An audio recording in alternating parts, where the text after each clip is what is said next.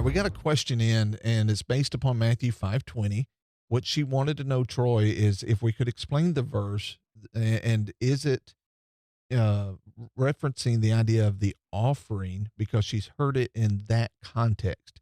Now, I can simply, answer that it's not necessarily relating to our offering. It could apply to that certainly, but it's so much more in Matthew 5:20. Exactly. Well, the verse itself says, "For I say to you that unless your righteousness exceeds the righteousness of the scribes and Pharisees, you will by no means enter the kingdom of heaven."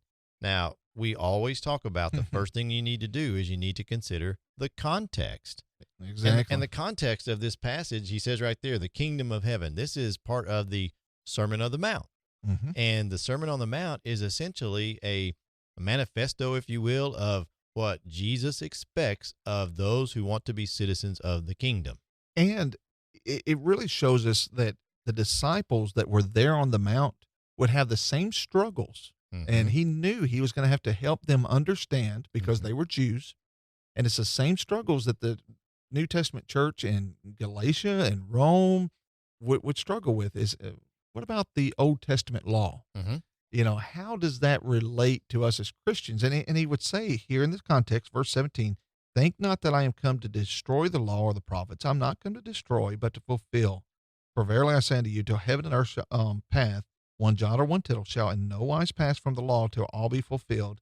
And he goes on and says, I'm here to fulfill this, but the law itself cannot save you.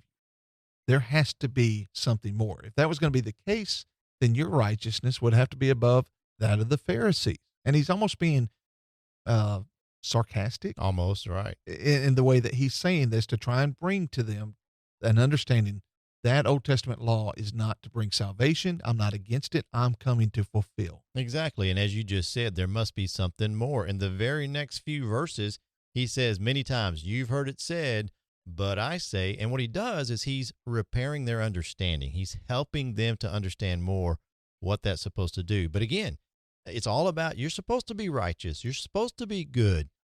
And this is not the only time we see this in the scriptures.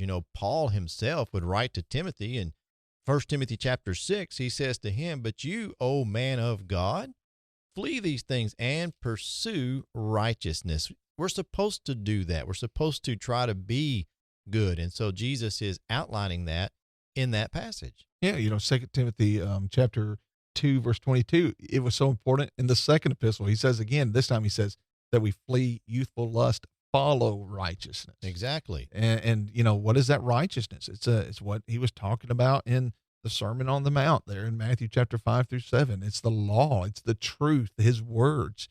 It's that which is God has the good works that he has set in order, Ephesians chapter 2 and verse 10. But that righteousness alone isn't going to save. It is by God's grace, his mercy, his will to save us when we submit our will to be obedient to him, that we're able to have salvation. Exactly. There is God's part, and then there is man's part. God is love. He is pure. He is righteousness.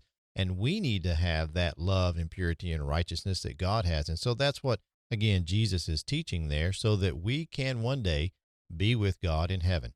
Amen.